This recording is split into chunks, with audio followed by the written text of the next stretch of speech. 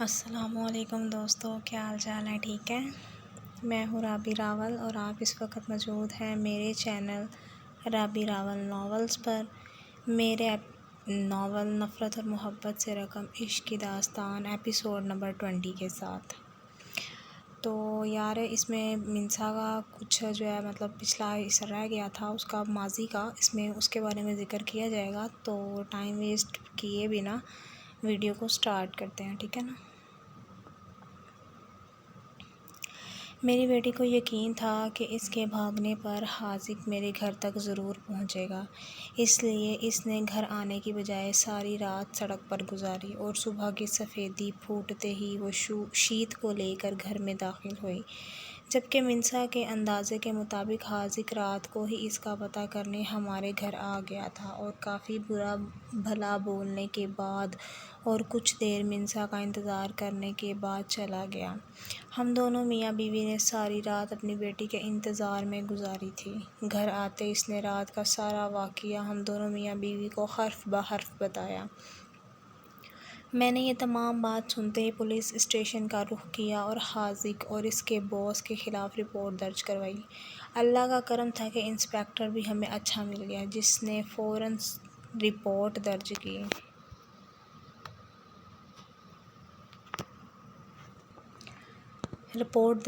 اور کچھ ہی دیر بعد وہ حاذق کو جیل میں لے آئے۔ اس کے باس نے چھڑوانے کی کوشش کی، لیکن FIR کٹ چکی تھی اور 24 گھنٹے سے پہلے کچھ بھی نہیں ہو سکتا تھا، اور انہی 24 گھنٹوں کے اندر میری بیٹی نے FIR کے ساتھ ساتھ خلا کا نوٹس درج کروایا۔ میری بیٹی پر تشدد کرنے کی وجہ سے حاذق کی بیل نہ ہو سکی، لیکن ہمیں مسلسل تنگ کیا جانے لگا اور دھمکیاں ملنے لگیں۔ اسی لیے میں اپنی بیوی، بیٹی اور نواسے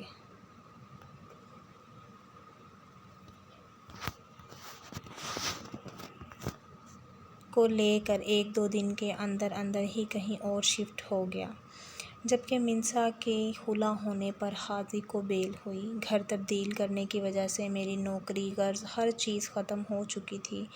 میری بیٹی نے بچوں کو پڑھا کر گھر کا تھوڑا سا نظام چلایا، لیکن گھر کے حالات مزید خراب ہونے پر عدت میں ہونے کے باوجود اس نے نوکری کا فیصلہ کیا، اور آج سے 2 دن پہلے وہ نوکری کا ہی پتہ کرنے نکلی تھی جب اس کے ساتھ یہ حادثہ پیش آ گیا۔ میری بیٹی کو اغوا کرنے والا اور کوئی نہیں بلکہ حاذق ہی ہے۔ اس کے بعد جو کچھ بھی ہوا آپ اس سے واقف ہیں۔ ماجد صاحب روتے ہوئے کرنل خاور اور میجر غفران سے گویا ہوئے۔ کرنل خاور نے اٹھتے ہوئے ماجد صاحب کو گلے لگایا اور اپنی جیب سے ایک کارڈ نکال کر ماجد صاحب کو پکڑاتے ہوئے تسلی دی۔ آپ کی بیٹی اب ٹھیک ہے، فکر کی ضرورت نہیں، یہ میرا کارڈ ہے، اسے اپنے پاس رکھیں، کوئی مسئلہ ہو مجھے کال کرنی ہے آپ نے۔ کچھ گھنٹوں کے بعد آپ کی بیٹی کو بھی ڈسچارج کر دیا جائے گا، فکر نہ کریں، آپ کو کوئی تنگ نہیں کرے گا، لیکن شاید آپ کو تکلیف دینی پڑے۔ کچھ پوچھ تاچھ کے سلسلے میں کرنل خاور ماجد صاحب سے مصافحہ کرتے ہوئے گویا ہوئے۔ نہیں صاحب، اس میں تکلیف کی کوئی بات نہیں ہے، بلکہ اگر آپ میری بیٹی کو ان تمام دکھوں سے نجات دلائیں گے تو میں آپ کا احسان مند رہوں گا۔ ماجد صاحب اپنی آنکھوں کو اپنے کندھے پر ڈالے ہوئے رومال سے صاف کرتے بولے، جبکہ ماجد صاحب کی بات سن کر کرنل خاور مسکرا کر گویا ہوئے، میں آپ کی مدد ضرور کروں گا، اگر آپ مجھے صاحب کے بجائے بیٹا کہیں گے تو۔ جبکہ کرنل خاور کی اس بات پر ماجد صاحب سمیت میجر غفران بھی مسکرا دیے۔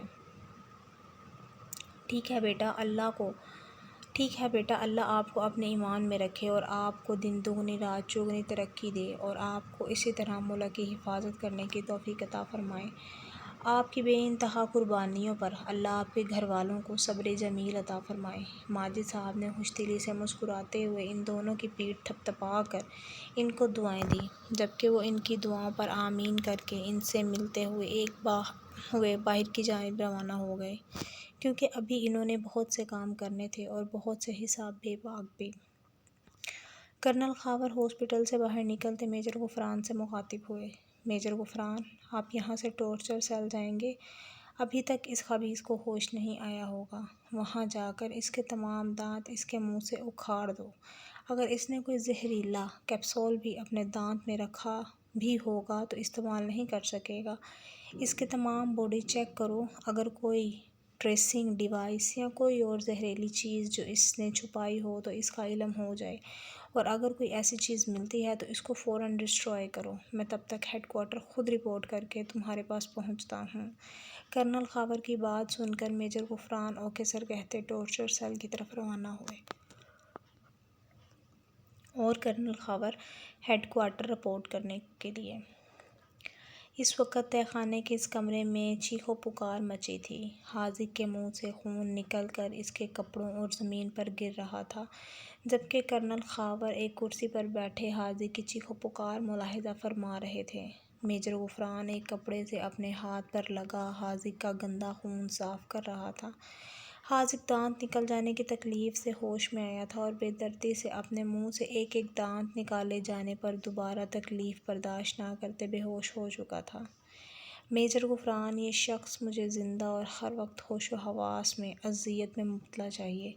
جتنا اس نے لڑکیوں اور بچے بچیوں پر ظلم کیا ہے، اس کی ایک ایک سانس اس پر حرام کر دو۔ کرنل خاور جیب سے پستول نکال کے حاذق کے پیر کا نشانہ لے کر گولی چلاتے، حاذق کو تکلیف سے دو چار کرتے، ہوش کی دنیا میں واپس لاتے میجر غفران سے مخاطب ہوئے، جبکہ کرنل خاور کی بات سننے کے بعد میجر غفران آفیسر کہتا حاذق کو بری طرح پیٹنا شروع ہوا۔ ملک اسامہ تک فارم ہاؤس کی خبر پہنچ چکی تھی اور وہ اس وقت گھر میں اپنے غصے کو ضبط کرنے کے لیے یہاں سے وہاں چکر لگا رہے تھے، جبکہ روحان، ملک اسامہ کا بیٹا، اپنے اشتعال کو کم کرنے کے لیے سگریٹ کی کش لگا رہا تھا۔ روحان نے انویسٹیگیٹر ہائر کیا تھا اس صورتحال سے آگاہی کے لیے، جبکہ ملک اسامہ ان 2 دنوں میں 2 انویسٹیگیٹر کو موت کے گھاٹ اتار چکا تھا، کوئی خبر نہ دینے پر، جبکہ اس انویسٹیگیٹر نے فون کر کے کہا تھا کہ وہ سب کچھ پتہ لگا چکا ہے اور تقریباً 1 گھنٹے تک ان کے پاس پہنچ رہا ہے، تمام معلومات کے ساتھ، جبکہ ملک اسامہ کا خاص بندہ حاذق جو یہ سارے کام کرتا تھا وہ بھی سرے سے غائب تھا۔ اسی وجہ سے ملک اسامہ اپنے کئی بندوں کو حاذق کے بارے میں کوئی خبر نہ لا کر دینے پر موت کے گھاٹ اتار چکا تھا۔ اس انویسٹیگیٹر کا دیا ہوا وقت ختم ہو چکا تھا، لیکن وہ ابھی تک نہیں آیا تھا۔ ابھی وہ اس کو فون ملانے ہی لگے تھے کہ وہ انویسٹیگیٹر جس کو انہوں نے تمام معلومات اکٹھی کرنے کے لیے ہائر کیا تھا اندر داخل ہوتا دکھائی دیا۔ گرے پینٹ، وائٹ شرٹ میں ملبوس، بالوں کی پونی بنائے جو کندھے تک آ رہی تھی، ایک ہاتھ میں کچھ فائل پکڑے، بھری جسامت اور دراز قد کے ساتھ وہ اندر داخل ہو کر صوفے پر بیٹھا اور فائل کو ٹیبل پر رکھ کر بالوں کی پونی کو ٹائٹ کرتے نوکر کو بلا کر فریش جوس لانے کا کہا۔ ملک اسامہ، جو بے چینی سے انفارمیشن سننے کے لیے ریحان نامی انویسٹیگیٹر کے سامنے صوفے پر براجمان ہوئے تھے، اس کے فریش جوس کا مطالبہ کرنے پر حیران ہوئے، جبکہ اپنی حیرت کو چھپاتے نوکر کو ہاتھ کے اشارے سے جوس لانے کا کہا، جبکہ روحان، ملک اسامہ کا بیٹا، نے انتہائی ضبط سے ریحان کو دیکھا، جو روحان کے منہ سے سگریٹ نکال کر اپنے منہ میں دبا چکا تھا اور انتہائی ریلیکس انداز میں صوفے پر بازو پھیلائے سگریٹ کے گہرے کش لیتا دھوئیں کو ہوا کے سپرد کر رہا تھا۔ ملک اسامہ کو ریحان کا ایٹیٹیوڈ پسند آیا تھا، ان کو بے خوف اور نڈر انسان پسند تھے، اور ریحان کے اس طرح پیش آنے پر ملک اسامہ اتنی پریشانی میں بھی ہلکا سا مسکرائے۔ نوکر کے جوس لانے پر ریحان انتہائی آرام و سکون سے جوس پینے کے بعد اپنی تمام اکٹھی کی گئی معلومات ملک اسامہ کو بتانے لگا۔ پاشا حسین پہلے تمہارے ساتھ کام کرتا رہا ہے، لیکن کسی ایک لڑکی کی وجہ سے تم لوگ الگ الگ ہو گئے اور معاملہ یہاں تک پہنچا کہ جانی دشمن ہو گئے۔ وہ تم لوگوں سے انتقام کے لیے تمہارے ایک خاص بندے حاذق نامی شخص سے مل کر تم لوگوں کو ڈبل کراس کر گیا ہے۔ تم لوگ جو لڑکیاں اور دوسرا مال یعنی کہ اسلحہ وغیرہ اسمگل کرتے ہو وہ پاشا حسین کے آگے بیچ دیا ہے، اور پاشا حسین نے اس مال کو تمہارے بندے حاذق سے دگنی قیمت پر اٹھاتے 3 گنا اضافے کے ساتھ باہر کے ملک اسمگل کیا ہے۔ ملک اسامہ جیسے جیسے ریحان کی بات سن رہا تھا، اس کے ماتھے پر بل نمایاں ہو رہے تھے۔ حاذق نے تمام مال بیرونی گیٹ سے تم لوگوں کے ہی ٹرکوں کے ذریعے سمندر تک پہنچایا اور آگے سے پاشا حسین نے مال کو ریسیو کر کے اپنی شپ کے ذریعے باہر کے ملک اسمگل کیا۔ تمہارے بندوں نے اسمگل کیے جانے والے مال کے متعلق تمہیں اس لیے نہیں بتایا کیونکہ پہلے بھی اسمگلنگ کا کام حاذق کرتا تھا۔ شپمنٹ کے وہاں سے روانہ ہونے پر حاذق تمہارے فارم ہاؤس کو آگ لگا چکا تھا۔ فارم ہاؤس کو آگ اس نے اس لیے لگائی تاکہ تمہیں یہ سب ایک حادثہ لگے، اپنے دشمن کی کوئی چال جو اس نے تمہارے خلاف چلی ہو۔ فارم ہاؤس پر آگ لگنے سے اس واقعے کو ایک حادثہ سمجھ کر تم کبھی بھی حاذق پہ شک نہ کرتے اور وہ اسی طرح تمہارے ساتھ کام بھی کرتا رہتا اور تمہیں ڈبل کراس کر کے تمہارے دشمنوں سے ہاتھ ملاتا، فائدہ حاصل کرتا رہتا۔ لیکن برا ہوا اس کے ساتھ کہ تمام کام ہونے پر پاشا حسین نے اس کو اپنے پاس ہی کہیں نظر بند کر لیا ہے۔ لیکن اس وقت وہ کہاں ہے؟ روحان نے ریحان کی بات کاٹتے ہوئے ریحان سے پوچھا، جبکہ انویسٹیگیٹر ریحان نے ایک تیکھی نظر روحان پر ڈال کر چبا چبا کر لفظ ادا کیے۔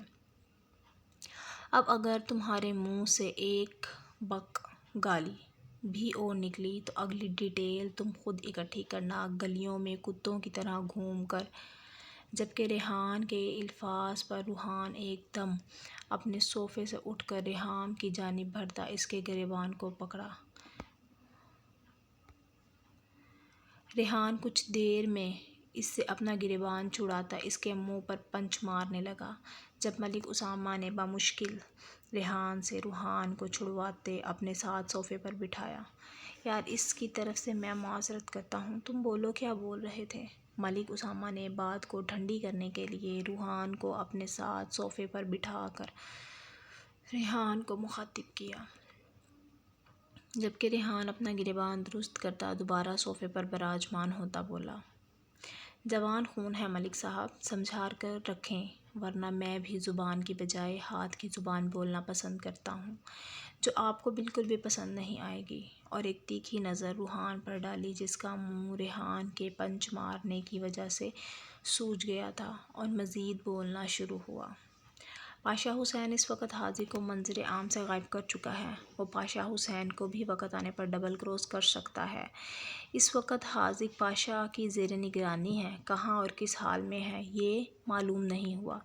پاشا حسین مجھ سے دشمنی میں اس حد تک گر جائے گا میں نے سوچا بھی نہیں تھا، اور یہ حاذق اگر ایک دفعہ میرے ہاتھ لگ گیا تو اس کے اتنے ٹکڑے کروں گا کہ اس کے گھر والے بھی گن نہیں پائیں گے۔